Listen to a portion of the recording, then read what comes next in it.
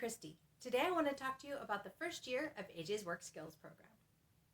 So this year has been so strange, and I wasn't sure that we'd ever officially reach the end of AJ's first year in his Work Skills program. And I wasn't really sure how much he would gain from it. But as I look back, I think it's been a fairly successful year. So last Friday, AJ completed the summer rotation in his Work Skills program. This rotation was all from home and included daily assignments with a check-in with his supervisor.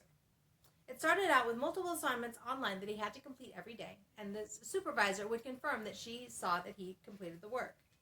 Now, the biggest downside was that these assignments was that there was a lot of repetition. That is, there was a few assignments that were repeated over and over for like 2 months.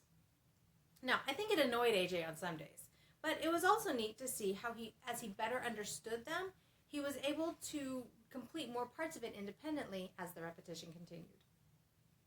It was also interesting to watch him continue to struggle with some assignments every time they appeared.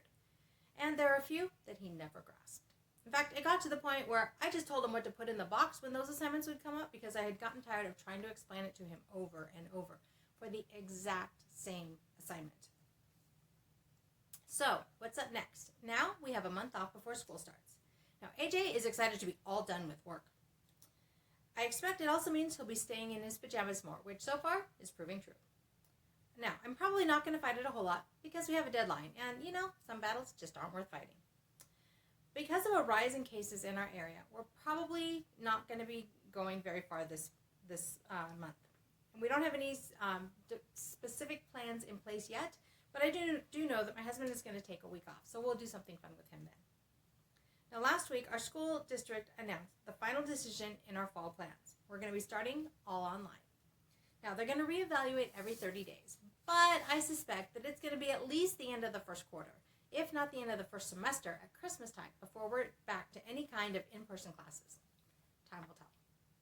But I have to admit, while it's not what I was hoping for or expecting when this year started, I'm not totally disappointed with this decision. With cases on the rise in our area, and assuming some of the kids in the program with AJ are either medically fragile or more susceptible to cooties, keeping them home seems like the wisest decision. Now, I expect that we'll be returning to some kind of daily work when things start up for AJ again in the fall. And that will at least be for the next rotation, possibly 2, because each rotation is 1 school quarter. Now, that said, I do hope that he'll be able to return to his work relatively soon so that he has a chance to continue to solidify the work skills he was working on this past year. It's so easy to think about this past year as only the last 4 months or so. Quarantine has definitely taken its toll on our perspective. But there is more to consider when I think about AJ completing his first year in his job skills program. When I look over the last year, I'm content. He's learned some important skills and is on his way to mastering them. He's learned things like getting up and ready for work on time is important, even when it's early and you don't want to. Skipping work just because you don't feel like going isn't an option. Sometimes you have to wear required clothing or uniforms. Fortunately, that one hasn't been much of an issue. Listening to your supervisor and following their instructions helps you learn new things and do a good job at work. Okay, so a lot of those things he's been working on for years, but he really did make the transition fairly smoothly, even though he had to get up over an hour earlier than he was used to. Now, this meant he was up and on the bus before the sun even came up for part of the year. And while he wasn't always thrilled about it, he did it. So how does all of this apply to you? So here's a few thoughts. First, believe in your loved one and encourage them to continue to learn and grow throughout their lives. Okay, I'm sure you're already doing this, but reminders are helpful. Second, remember that, just like everyone else, individuals with special needs rise to the level of expectation placed on them. While we need to be careful to make sure our expectations are realistic and within their abilities, challenging them to reach for just a bit more is a good thing. Also, focusing on life skills is critical for them. Teaching them all they're capable of learning to live as independently as possible sets them up for their best life possible.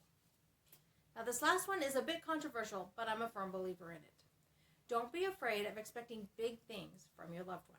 Yes, it'll mean adjusting to their abilities, but just because they have special needs doesn't mean they can't achieve a lot of success in their lives.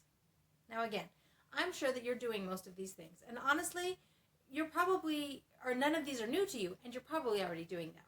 But I know sometimes I need the reminder, so I'm trying to remind you and maybe challenge you just a bit. Please know that I'm aware that every family situation and every individual is different. This means that the right choice will be different for each person. You do you, I'll do me, and let's cheer each other on along the way. All of this leads me to my question for this week.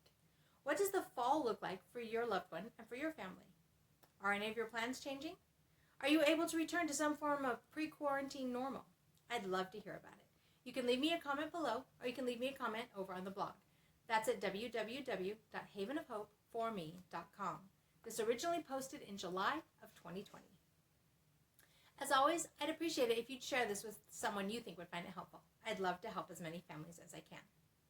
Sign-up lists are available over on the website. Signing up lets you know about all newly released content as soon as it's available, as well as giving you some kind of a helpful tidbit for you to take with you. I'm looking forward to the future, and I'm grateful to have a plan in place so that I can continue to say that life is good and there is never a dull moment.